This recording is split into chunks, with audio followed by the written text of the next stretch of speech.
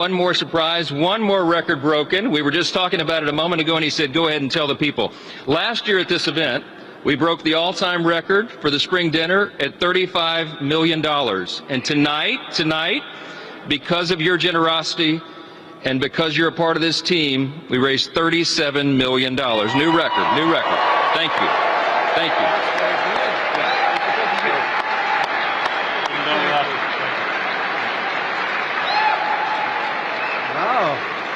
That's a lot of money. Congratulations. Well, we have a hot party. We have a very hot party, and we have a group that likes to see our country in trouble, and we're going to do something about it. But I want to thank you for that warm welcome, Mike. You guys are great. Richard and Mike work so hard, and thank you to all the friends and supporters and true American patriots here tonight. You know, Richard just told me backstage that we have more donors here tonight in terms of not only the dollars, but in terms of the individual people. We want to thank you. It's a record. And it's a nice place, by the way. It looks nice. Very nice. They don't build too many of them like this anymore. But with your help this November, we'll defeat the radical left Democrats and we'll win a midterm victory like our country has never seen for whatever reason. I don't know what it is, but a president who wins, Republican or Democrat, almost always does poorly in the midterms. Nobody knows why, even if it's a successful presidency. And there are those that say this has been the first, I mean, really the best first year ever for a president. And I agree with them, I must tell you. I agree with them 100%. But I do. We did a lot. We settled 8 wars. People sort of forget. And we're winning another one. I tell you, we're winning so big. Nobody's ever seen anything like we're doing in the Middle East with Iran. And they are negotiating, by the way, and they want to make a deal so badly, but they're afraid to say it because they figure they'll be killed by their own people. They're also afraid they'll be killed by us. There's never been a head of a country that wanted that job less than being the head of Iran. I don't want it. We listen to some of the things they say. We hear them very clearly. They say, I don't want it. We'd like to make you the next supreme leader. No, thank you. I don't want it. But I want to express my gratitude to the tremendous leader in this effort. And really, he's just an incredible speaker. He's going to go down as one of the great ever. Mike Johnson.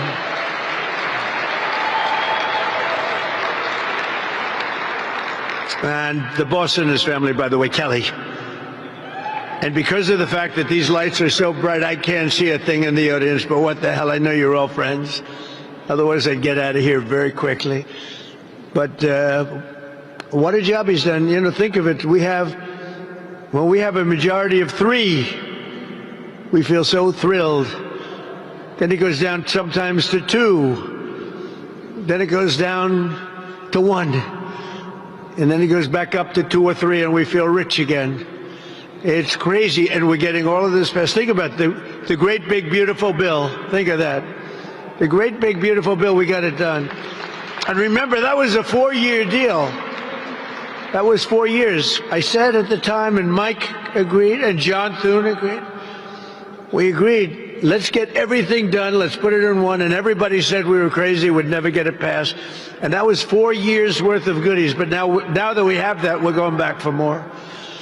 We're going back for more pretty quickly. I think you're going to see some pretty good things, which we should win. But of course, the thing that we should win, and who would believe that you can't get voter ID because all of the Democrats, every single one of them, they stick together.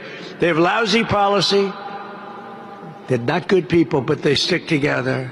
They have horrible policy for this country, but they're like glue the way they stick together, and you have to respect that. We have some very interesting things in store, and I think we're going to have a great election, despite the fact that if you look historically, for whatever reason, you win the presidency, Republican, Democrat. So in 50 years, it's 2. Think of that. In 100 years, it's 4. And we're going to do it. We're going to do it. Nobody's done more than we have in this last short period of time. Nobody.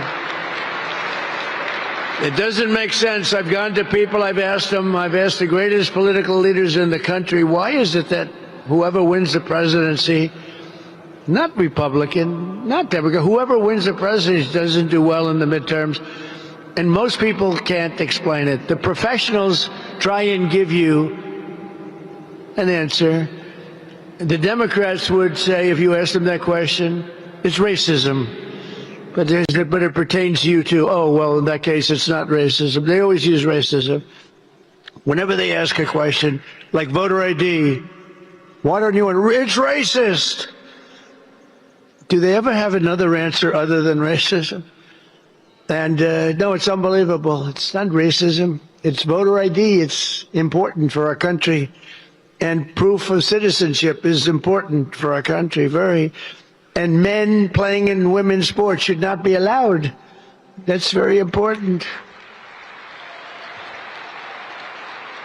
And transgender for everybody, the mutilation of our children should not be allowed.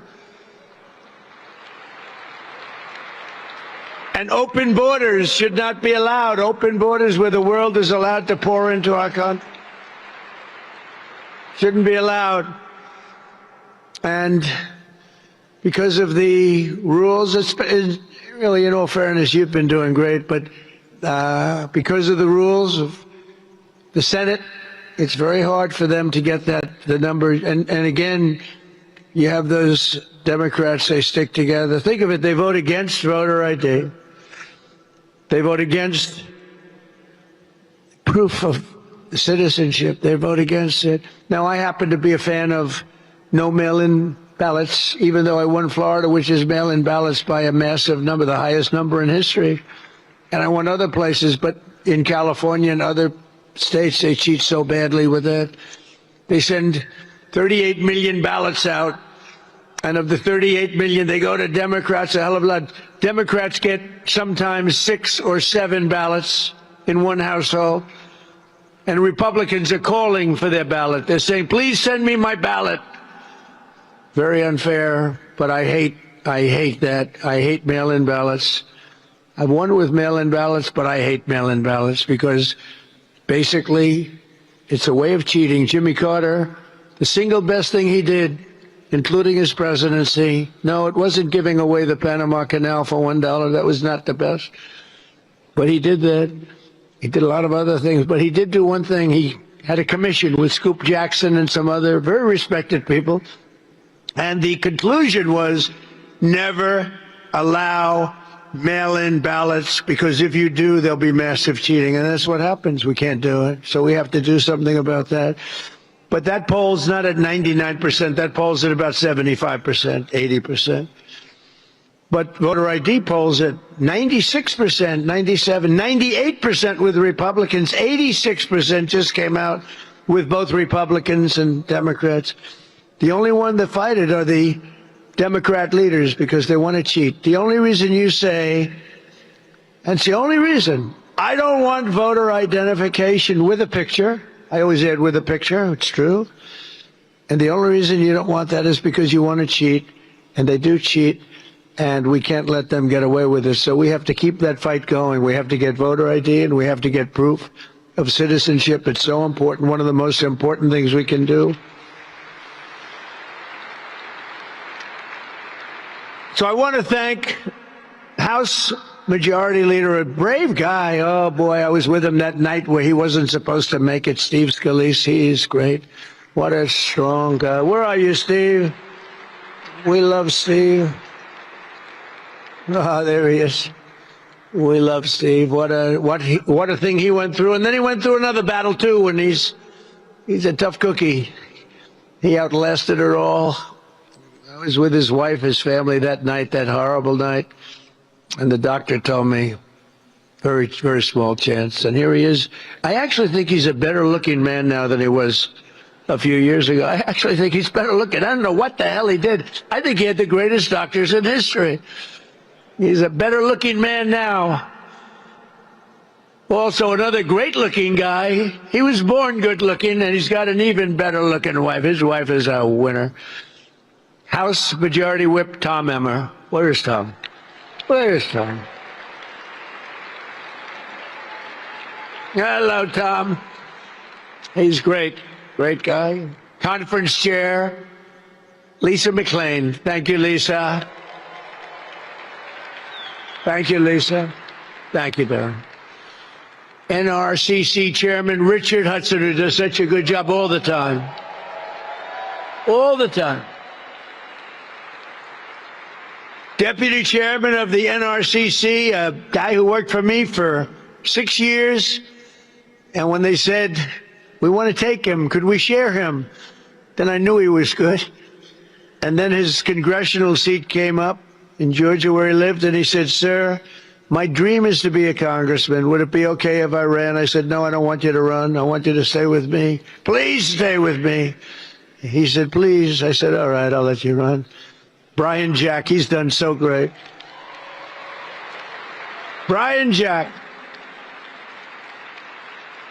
It's always a tough name to have somebody. You ever have the names Brian Jack? You know, these, I call them the two first names. You have two first names? People would say, you know, that guy Jack Bryan is fantastic. I said, who the hell is Jack Bryan? I had that the other day. He was telling me what a great guy Jack Bryan is. I say, who is he? He's a congressman. I said, listen, I know the congressman. There's nobody named Jack Bryan. But he was talking about Brian Jack. Brian, you're a tremendous guy. Really understands, loves politics, loves being a congressman. And dozens of Republican warriors in the House. You're incredible people, and you are warriors, and you have to take a lot of fake news like I do. We take so much fake news. You know, if you listen to the news, you think we're losing a war in Iran where we're decimating the other side. I mean, the better ones have us doing okay. We are decimating.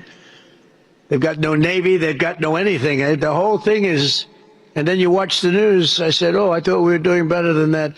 The fake news really has to change because people, you know, when you can win an election with 94% negative stories and you win it in a landslide, there's something wrong with the news because it shouldn't be happening.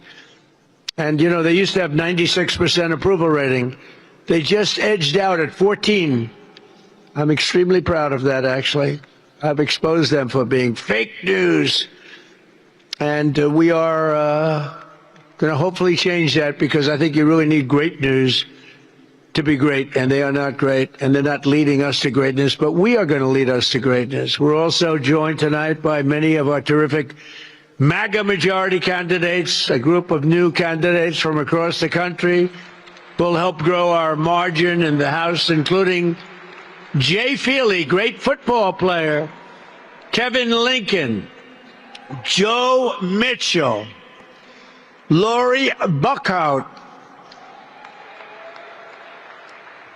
Hi, Lori. Mike LaPetri. Tano Tijerina and Eric Flores, all new and all leading and all going to win big. Thank you very much. Welcome to a group of outstanding people.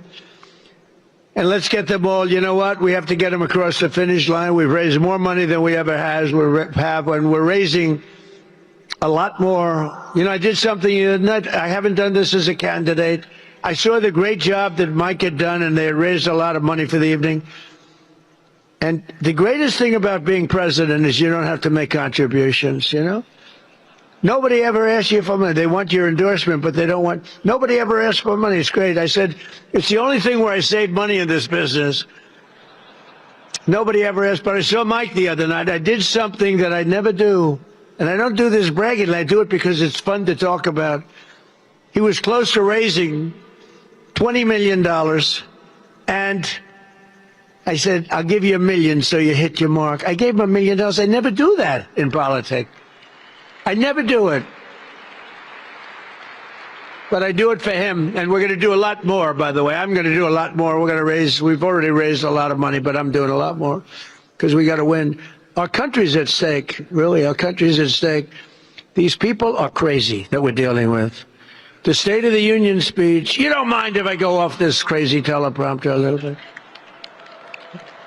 You know, it's boring when you do the teleprompter thing. Well, it's very boring.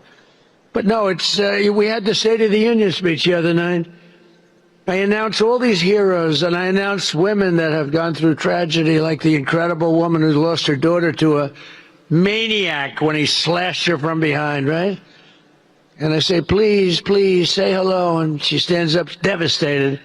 And the Democrats are sitting like dead people, like dead. No movement, no heart, no anything. Then I announce a Congressional Medal of Honor being bestowed on the captain, a helicopter pilot who helped us win in Venezuela by landing a helicopter when his leg was practically shot off, with blood pouring down. You know, they land the big Chinooks, a lot of people, a lot of great soldiers in that helicopter. And he was shot from underneath with machine gun fire. Leg was practically chopped out. And if you know about helicopters, you land the helicopters with your legs. And he had legs that were not in good shape. And he landed it. He was high up, and he was able to land it exactly where it was supposed to land. Without that, the mission would have been a failure, probably. Had to land exactly in that spot, exactly on time. And he got it, and then he said, okay, I'm going to pass out now. Take over. Can you imagine that? And we gave him the Congressional Medal of Honor, and the Democrats sat there without movement. And then we gave another Congressional Medal of Honor to a 100-year-old hero, 100 years, who was a legend in the military for what he had done. We gave him the Congressional Medal of Honor, 100 years old, and the Democrats sat there emotionless, no clapping, nobody standing. Republicans, you did very well. You were going wild for all of them. Now, at the end of the evening, they were clapping on everything I said because they were called in by people watching on television. Did you see they were passing around notes? And they were saying, you guys are being killed tonight. Start clapping. And they were clapping for everything. Everything I said, even good Republican things, they were clapping wildly. But it was too late. They have no heart. And now you see what they're doing. They're just creating chaos. They want to create chaos. It's all they're good at, creating chaos. They can't do policy, no good. But they're doing it for two reasons. Number one is they want to deflect from all of the tremendous success that we're having in this military operation. I won't use the word war because they say if you use the word war, that's maybe not a good thing to do. They don't like the word war because you're supposed to get approval. So I'll use the word military operation, which is really what it is. It's called a military decimation. But they don't like the good publicity. They don't like to see us succeed. They want to see our country fail. And also, what they really want is they want illegal immigrants to come in. Criminals, doesn't matter, because they want to get their votes. They think they're going to get their votes, and we're not going to let this happen. We're not going to let our country be destroyed by these people.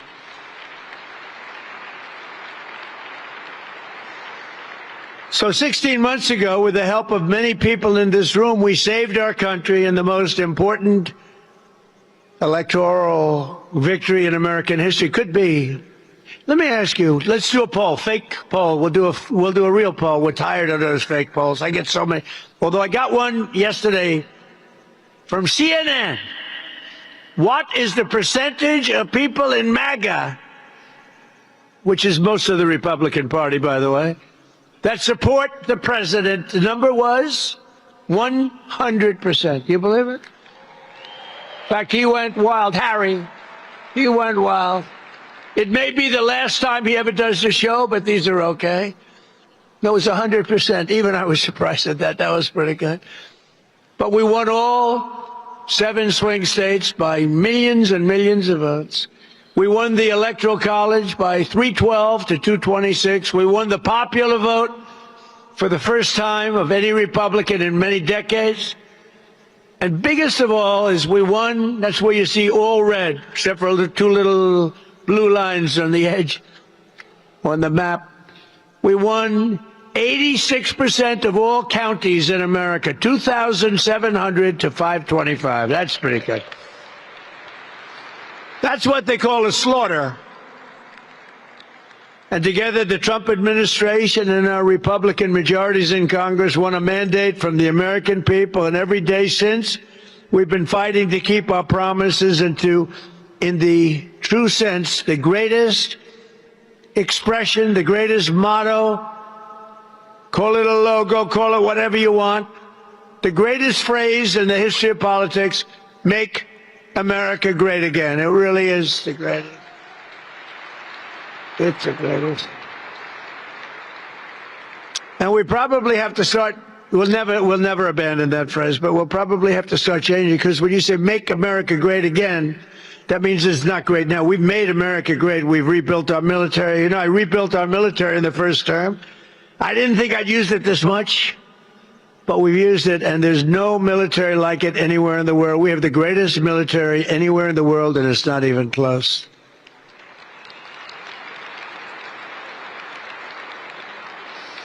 And with the help of our Republican warriors that are right before me in the House, we ended the illegal alien invasion of our country, passed the largest border security investment in history, and achieved the strongest and most secure border on record.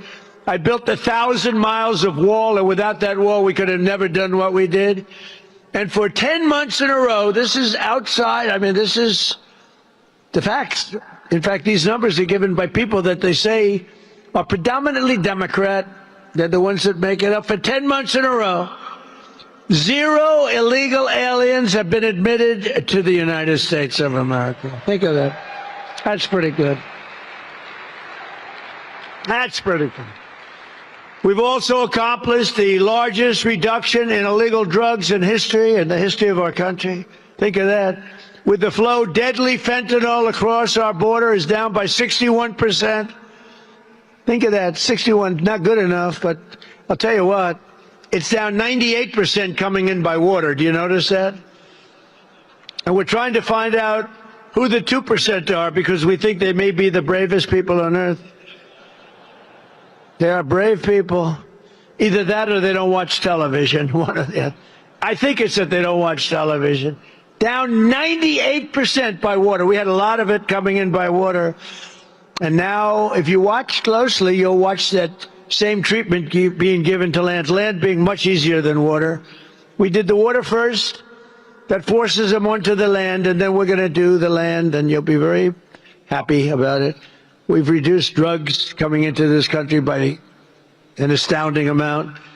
Now the Democrats have shut down the Department of Homeland Security in an attempt to return to open borders where criminals come in from all over the world. From the Congo, they come. You know, the Congo opened its jails, released all of its prisoners into the United States of America through the totally open southern border, Sleepy Joe Biden border. The TSA agents have been hurt badly by the Democrats, who made 3 different deals with us over the last short period of time, breaking the original one and then breaking the current ones because they don't want to settle. They want chaos. As I said, so there are great military triumphs against Iran can't be displayed on television because they're displaying airports. But I have to tell you, they did one thing that's been helpful. We decided to use our great patriots of ICE. These people are great. They have endured so much punishment, all because they want to get murderers, drug dealers, people who are totally mentally insane, many of the worst criminals in the world, get them out of our country. And in so doing, I sent ICE to the airports yesterday, and they have been so great. They have been so great. And you know what's happened? And they didn't need any rehabilitation, but they did in terms of the fake news. And they're doing such an unbelievable job at the airports that they had one line. It was 4 hours yesterday, and today was a half an hour. Big difference. And if we have to, we're going to send in the National Guard if we need to, because we only, we have 6,000 ICE agents, and we have 40,000 of the other people that they're helping out, some of who really were forced because the Democrats don't want to pay them. The Democrats don't want to pay them. You have to remember that. The radical left Democrats, need to get DHS back and open immediately together. We're going to make with them, not the Democrats, because they've gone out of their way to make our country unsafe. And remember that, according to them, it's a war. They're doing this during a war. They're doing this during a war. We're not supposed to be doing it. But we're going to make America totally safe again very quickly. With the largest drop. We had the largest drop in violent crime in our country, despite all of these criminals that have been allowed in, murderers. Despite all, think of it, 11,888 murderers allowed into our country, many of which, more than 50% killed more than one person. Thank you very much, Joe Biden. Thank you to Kamala, who is the border czar, who never went to the border and never made one phone call to Border Patrol. The Border Patrol is incredible. They've never had a phone call from her. 4 years.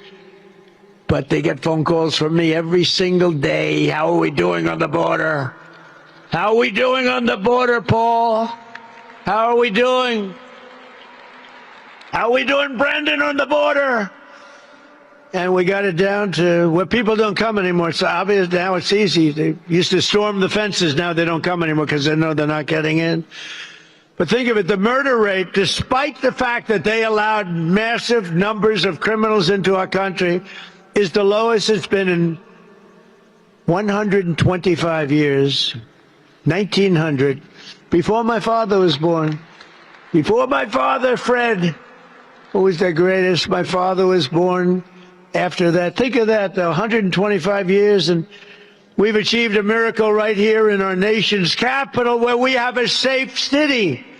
You can walk to work.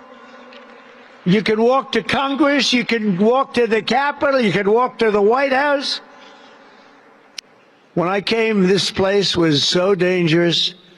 We were having 2 and 3 people killed every single week. Now you don't see it at all. We have actually, in a very short period of time, we've already done it, but in a very short period of time, we have one of the safe. Washington, D.C. is right now from one of the most unsafe cities anywhere in this country, is now one of the most safe cities anywhere in the country. We have done a great job. And that's not just by having great people from our military there, National Guard. It's because we removed 4,000 hardened criminals out of our city and out of our country. In some cases, they were so dangerous and so bad. They came from Biden, this guy that couldn't walk off a stage. See the stage? See how many stairs are here? All of it. He could never find the stairs. And people don't want that. People want a president that's able to walk off and find the stairs. Could never. Do you ever see that? Where he looks out, oh, I'm finished. First of all, his speeches were extremely short. They lasted a matter of seconds. And then he'd walk out.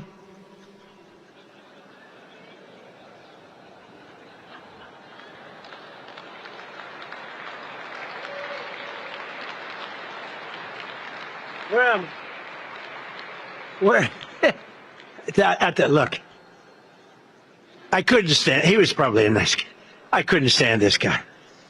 You ever see the weaponization? If we look at somebody, Donald Trump is weaponizing government. We've done just the opposite, unfortunately. Unfortunately. I hope they're looking at some of these criminals that cheated on the election. I hope they're looking at them. Because what they did to us and what they did is incredible. But I looked at Biden, and he weaponized like nobody's ever been weaponized before. Me, forget about me, so many people, Republicans, many of you in the audience, Congress people, many of my friends, you were taped and your phone was taken away, right, Scott? A lot of things happened that were very bad. They weaponized. But the fake news will say, oh, Donald Trump mentioned a dirty cop named Comey, and therefore he's weaponizing government. No, they weaponized, and we're not going to let them happen. And I think Comer and all these guys, you're out there someplace, I think, because I can't see a damn thing with these stupid lights they have up. But I want to thank you, Jim Jordan, Comer.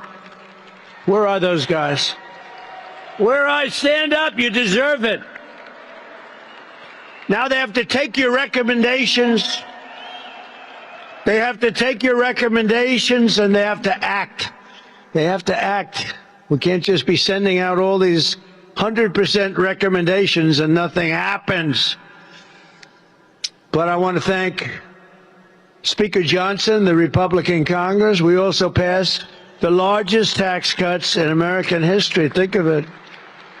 With a great, big, beautiful bill, we delivered no tax on tips, no tax on overtime, no tax on Social Security for our great seniors. Think of this. I mean, think of the no tax on tips. You know how I got that one? A lot of people hire consultants. You all pay them millions and millions of dollars. I was having dinner with a group of Republicans in Nevada, a state that we never win, right? And this waitress comes over.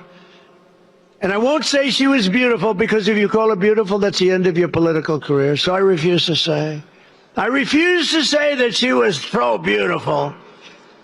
At the end of your career, it's true. If you call somebody beautiful nowadays, it's over. You resign in disgrace. So I will not say it. I said, "How are you doing, Gina?" "Sir, it's terrible. The government's after me for tips." I said, "Really? Do you have, do you report your tips?" It turns out the hotels pretty much report their tips. It's actually not quite as good as you would think. She said, "No, sir." "Sir, may I make a suggestion?" "What? What do you want? What do you know about politics?" "No, I'd like to make a suggestion. I'm voting for you, sir. You should have no tax on tips." She said, "What?" "No tax on tips, sir." I said, "Say it one more time." "No tax on tips, sir." I was with a group of 12 people. I got up, immediately walked outside of the restaurant where there were about 250 lunatic media. I said, "Ladies and gentlemen, after an exhaustive study, I have decided to have, as a very big part of my agenda, no tax on tips.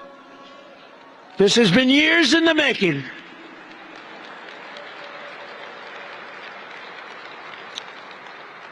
And I won Nevada in a landslide." You know, I kept saying, well, the problem is she's just going to follow me up, you know. Kamala, real genius, she's going to follow me up. She waited months, and then just before the election, she said no tax on tips, and they left at her. It was over. We had the issue.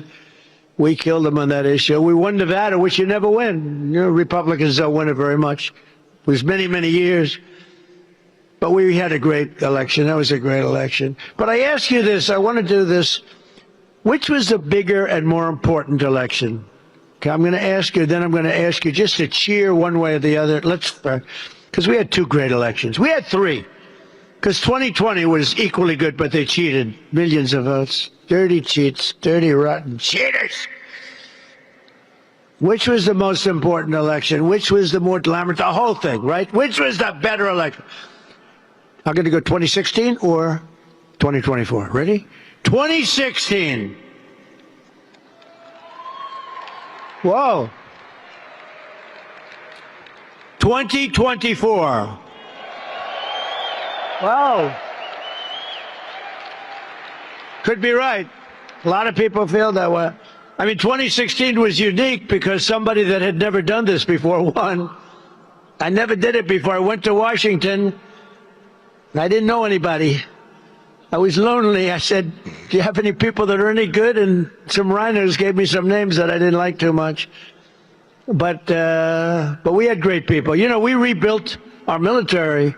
2016, that 4-year period, we rebuilt our military. We got the largest tax cut in history, superseded now by what we did in 2024 with a great, big, beautiful bill. I love the great, big, beautiful bill.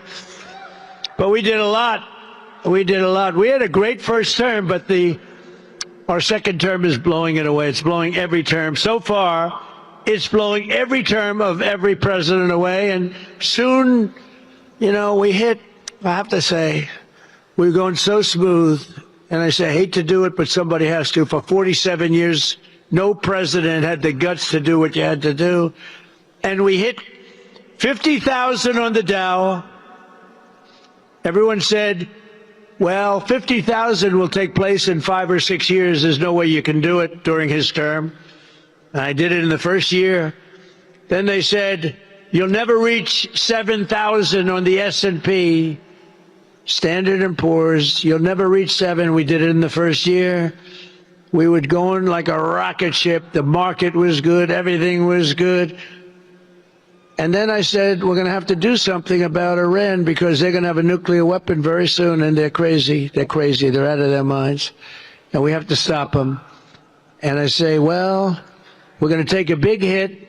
We're going to go through this certain route, and we'll get right back here, but we have to go and stop them. Every president should have done it. I heard that today Blinken made a statement that he should have done it. Thanks a lot, Blinken. I appreciate it.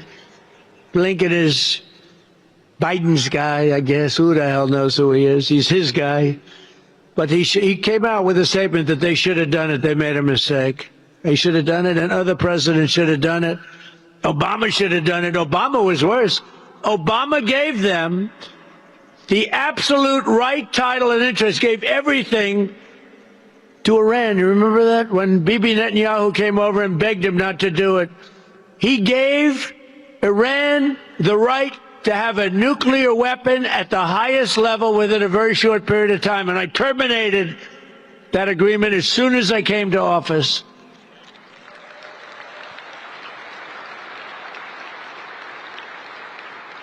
And if I didn't terminate it, that weapon would have been used 3 years ago. It would have been used a long time ago. And then we stopped it a second time with those beautiful B-2 bombers. They went in and they knocked the hell out of the nuclear potential.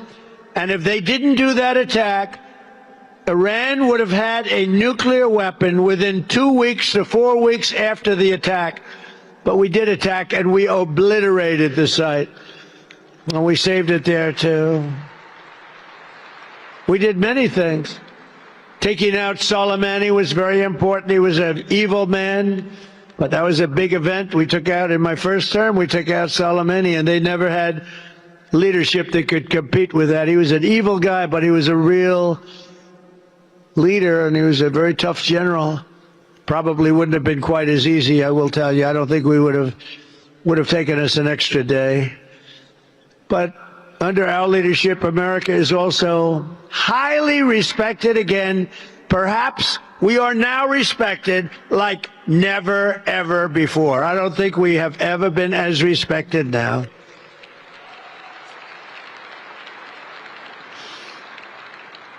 You know, if you think about it, a year and a half ago, our country was viewed as a joke. We were a joke. All over the world, they were laughing at us, how stupid we were, how weak, how pathetic.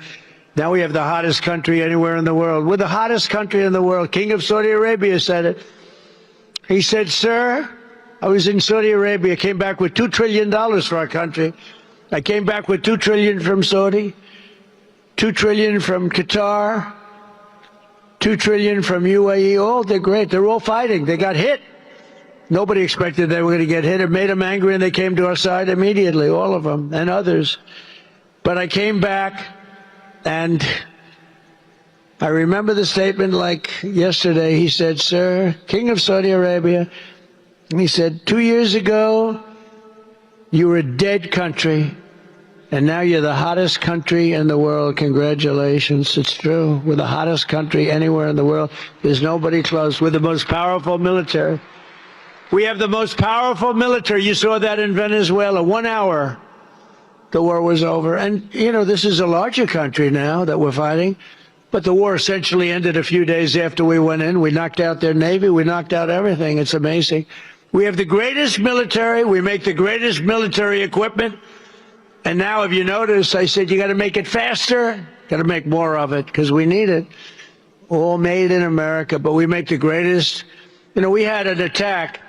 100 missiles were shot by Iran at a very important thing that we had. I won't tell you what it was for certain reasons. 100 missiles going 2,000 miles an hour were coming at this element of importance, tremendous power and importance. And of the 100 missiles coming at us, 100 missiles were immediately shot down, shot out of the air, fall into the sea. Think of it. Not one missile got through.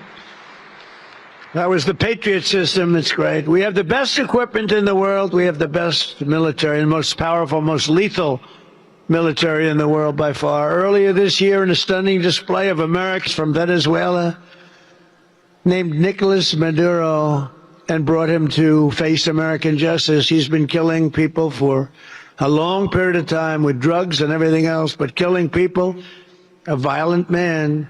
We went in and we got him out of his house, and his house was located in a military base with thousands of soldiers, and we went in so violently that everybody said, we'll pass. Then they came back and waved goodbye as he flew out in a helicopter. The soldiers would say, bye, leave us alone. Thanks to the men and women in the room, we made a $1 trillion investment in the United States Armed Forces, and we now have the strongest and most powerful military that the world has ever seen. Nobody close, nobody close.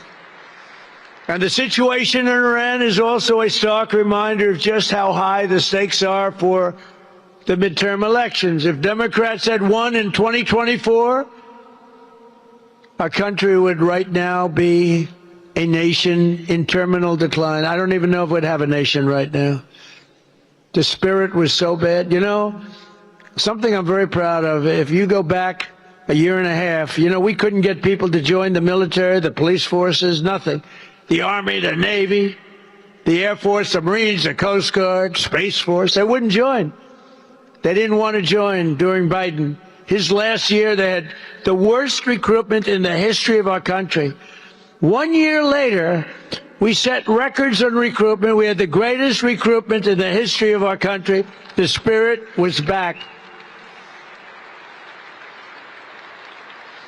But Iran would long ago have had a nuclear weapon if it weren't for us. The entire world would be under mortal threat, and the prospects for peace in the Middle East would be absolutely shattered forever. And forget the Middle East, we would have a cloud over us too, because he would have used it, and they would have used it on us without hesitation. Our military would be woke, politicized, starved for resources. ICE would be effectively abolished. They would have terminated ICE so that all these murderers and drug dealers and killers and the mentally insane would be in our country instead of being shipped back to their country like only ICE could do. These are great patriots that have been abused.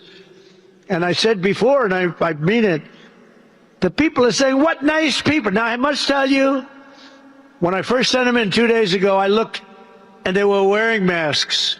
And I think they have to, because a lot of people are up. But in an airport, no.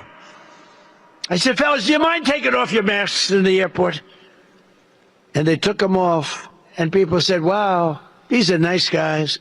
And they're helping the people with their bags. They're moving things along. It's a beautiful thing to see. People are starting to say, ICE, you're nice guys. We really appreciate it. So the Democrats, in their violence and viciousness, have done us a favor.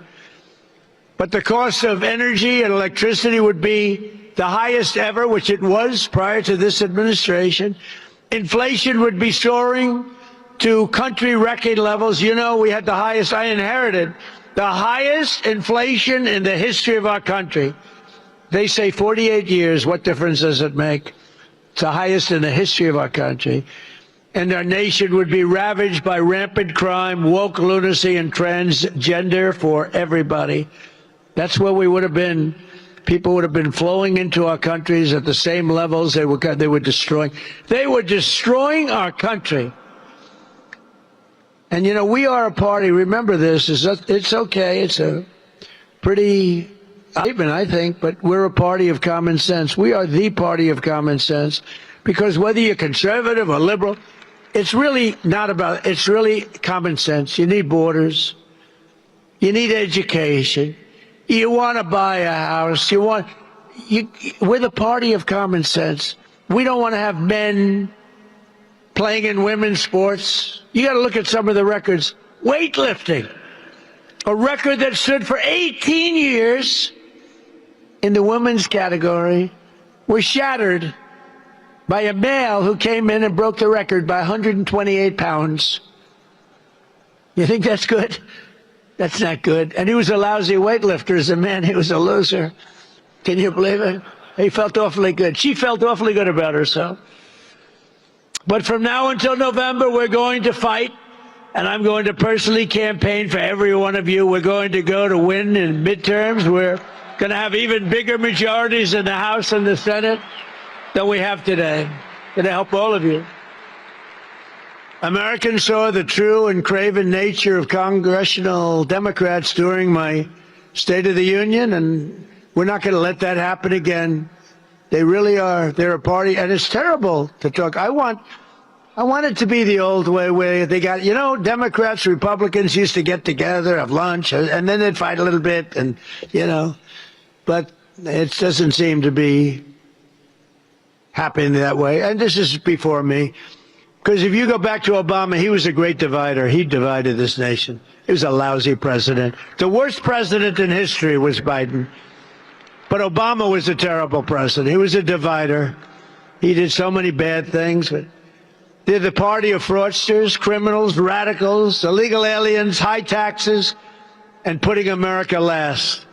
That's what they are. They put America last. Republicans are the party for every hardworking patriot. And we do something very much different than them. We put America first. Put America first.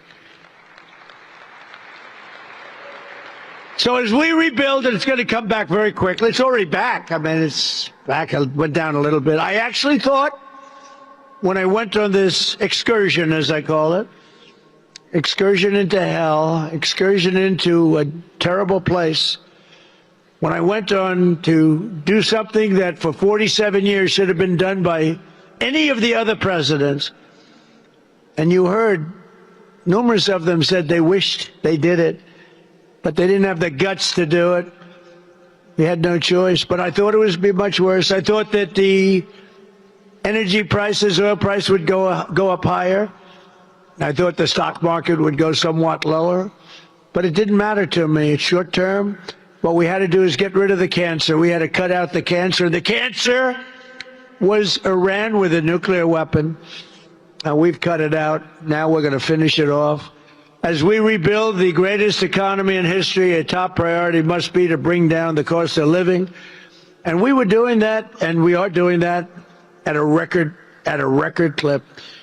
They had a phrase, all these phrases that they came up with, like, they're the ones that caused prices to go up. They had the highest prices, and we're bringing down the prices with the worst inflation, which has come way down. The last 2 months, or last 3 months, actually, inflation was 1.4%. But we're ending high prices with tax cuts, deregulation, and frankly, again, the words common sense. For years, big insurance companies have gotten rich with our government, giving them hundreds of billions of dollars. And under the great health care plan, that's what we call it, capital G, capital H, capital P, the great health care plan, I'm urging Congress to halt all payments to big insurance companies, which are literally controlling the Democrat Party. They have total control over the Democrats. That's why you can't make a deal with them. The insurance companies have taken in trillions of dollars. I want this money to go directly to the American people so they can buy their own health care. And it's going to be better care at a lower cost. And you guys can do it. You can do it. Every time I mention that, it's like it goes viral. Give the money directly to the people so they can buy their own.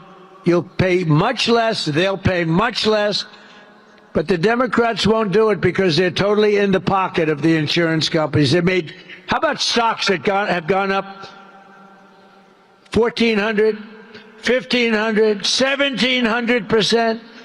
As part of this plan, we also need to maximize price transparency. It's a big deal. Doesn't sound very glamorous, but it is.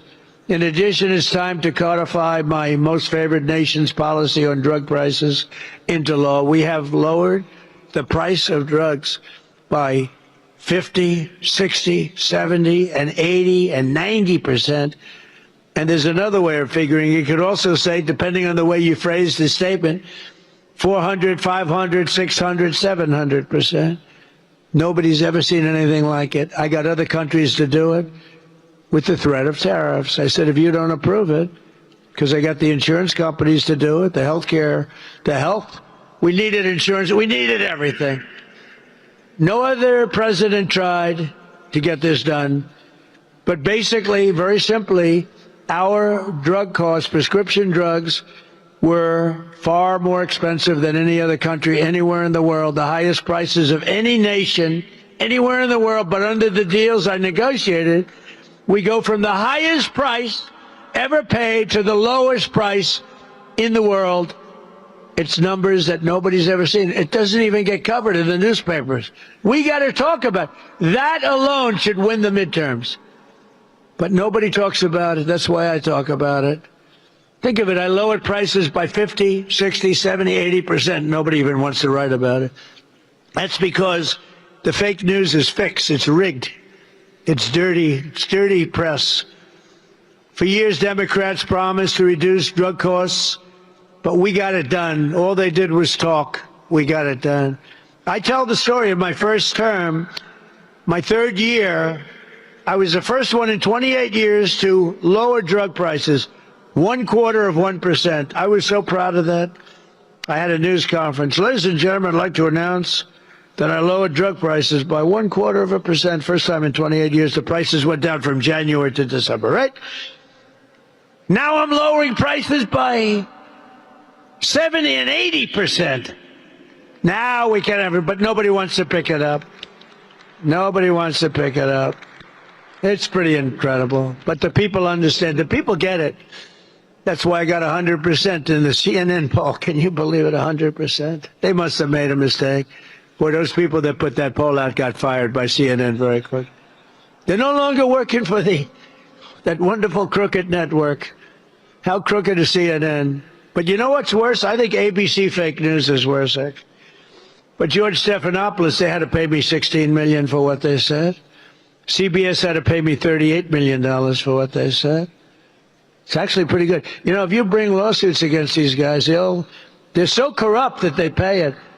How about, this one hasn't been determined yet, how about BBC, where they put me out and they have me saying, and you can't tell the difference, things that I never said that were terrible. It turned out they put out news and they changed my words, having me say horrible things. I said to my wife, I never said that. Well, darling, you said it. Look, your lips. Let's watch TiVo, one of the great things in history. Remember, television would be no good without TiVo or its equivalent. Wouldn't television be terrible if you couldn't play it back? You'd go absolutely crazy, right? So I play it back, and you're right. I said, you're right. Could I have said that? It's so horrible. And we checked it out. It turned out it was done by fake news. It was fake news. They put words in my mouth, sentences and paragraphs in my mouth that was so horrible. So we brought a suit against them, and they admitted they were guilty. They admitted. Can you believe that's how crooked they are? Now it's only a question of how much do I get. No, they have to be taught a lesson because they're crooked. They're crooked people. You know, I always say you need great borders. You need great borders, and you really need fair press. And we don't have fair. We have good borders now. We're good. We're the best we've ever been. I think we're probably the best. We are considered the best. We are the best at the border that we've ever been, but we have news that's really terrible. And the other thing you need is you need fair, free, safe, honest elections. You need that. And the only way you're going to get that is the Save America Act. You got to add the word America. Oh, when I watch these people, they hate saying Save America Act. They always say the SAVE Act. Nobody knows what the hell the SAVE Act means. Save America is good. The SAVE Act, are you trying to save terrorism? What are you trying to? It could be you're saving anything. It's called Save America Act. Please don't let them.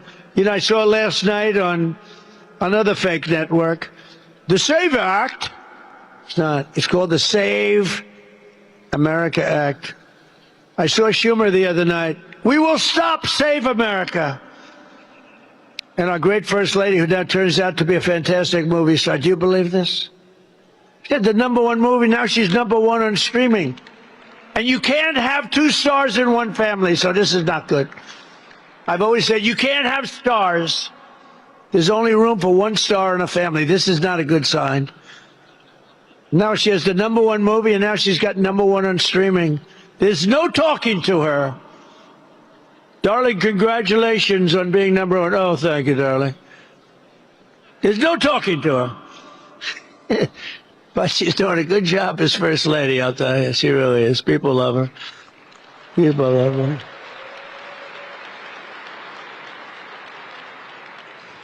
But in our quest to restore public safety, we also need accountability for corrupt Democrat officials who conspire to obstruct federal law. Less than 1 week ago, a precious 18-year-old college student named Sheridan Gorman was shot and killed while walking in a park innocently. The illegal alien monster child was, is total animal. Remember when Nancy Pelosi got angry because I used the word animal in describing a savage killer? We were okay with it. Didn't bother me at all. The illegal alien monster charged with Sheridan's brutal murder had come illegally from Venezuela, had been released into our country by Sleepy Joe Biden. He had no idea what the hell he was doing. That's why he was, okay. Which is a better term? Sleepy Joe or Crooked Joe? Crooked Joe Biden, please. Sleepy Joe Biden, please. A lot of people like Sleepy Joe. Oh, he's pathetic. Worst president. But he was then arrested again and released again by the Democrat governor, J.B. Pritzker, one of the worst governors in the history of our country, in the sanctuary city of Chicago. You know, we would stop crime in Chicago just like we did in Louisiana. We had great success. Memphis, Tennessee, a crime capital. We got it down 71% in a matter of a few months. Washington is the one that we talked about already. So amazing how great we've done.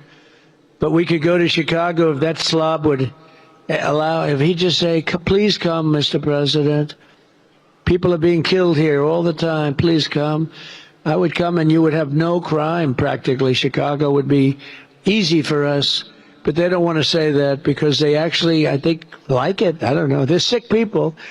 But as you saw at my State of the Union, Democrat politicians, they don't care about American blood. They spill in their very demented pursuit of these open borders. Every American needs to know that the larger majorities in the House and Senate, Republicans will, remember this, will end sanctuary jurisdictions once and for all. We need a few more votes.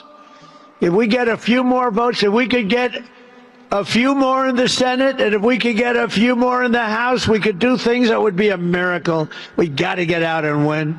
The time has also come for Republicans to pass a tough new crime bill that imposes harsh penalties for dangerous repeat offenders, cracks down on rogue judges. We got rogue judges that are criminals. They're criminals. What they do to our country, the decisions that they hand down and hurt our country. And I can tell you something, I've gone through it. And the decisions that these people make, I got a decision on tariffs that's going to cost our country, not me, I do it a different way. Different way.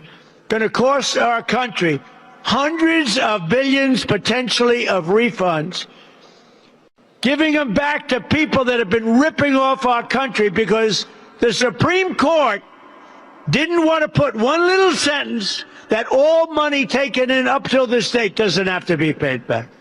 Could have cost us hundreds of billions of dollars. So sad to see. And I could give you plenty of others, too. Look at what they did to college sports. Look what they did. You do know, I mean, this is maybe not a sporting environment, but NIL, it's a disaster. College sports are a disaster. A judge made a horrible decision, and the decision got carried up. The appeal was terrible. And what they've done is destroyed college sports and destroying colleges because colleges can't afford to pay quarterbacks that never threw a ball before, that are 17 years old, $12 million to play college because every college is going to go bankrupt. Other sports aren't going to be relevant. Football is going to cause it all. Basketball to a much lesser extent. But your colleges are going to go bankrupt. Did you see where Penn State lost $525 million? Can you believe it? One of the great schools of Florida lost $450 million. Think of that, 400, because it's basically professional sports without a cap. And you can't have without a cap. And we had a good system. We had a scholarship system. It took 100 years to hone and perfect.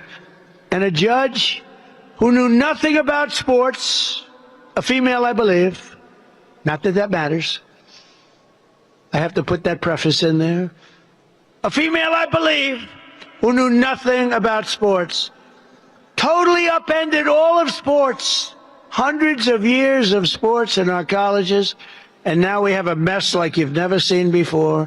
And you know who gets hit the hardest? Women, because women's sports are being canceled all over college, and other sports that are more minor sports are being dropped.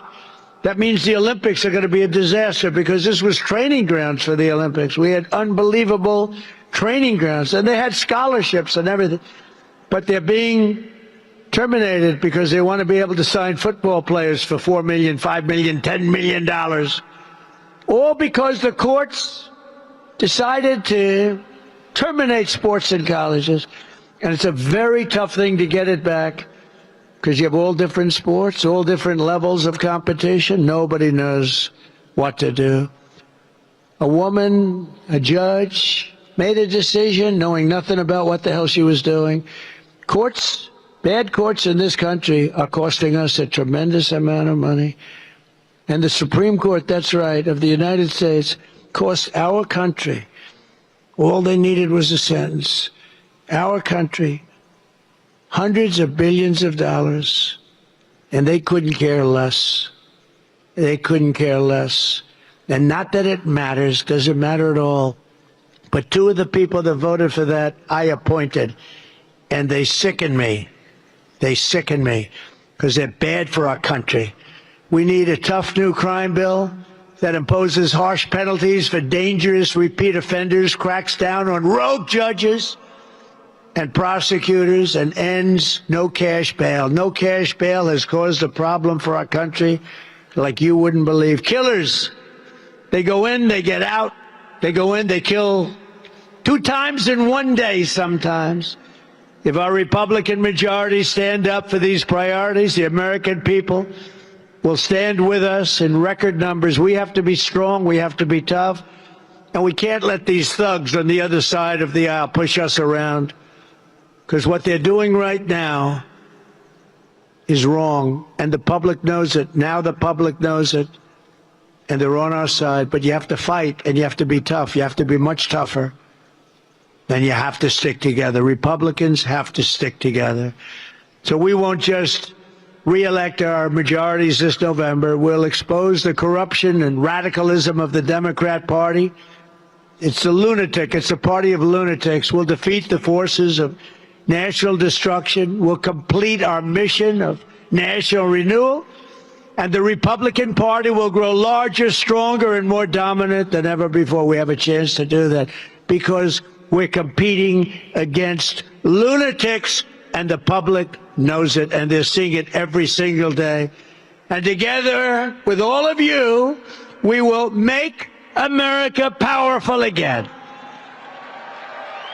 We will make America wealthy again. We will make America healthy again. We will make America strong again. We will make America proud again.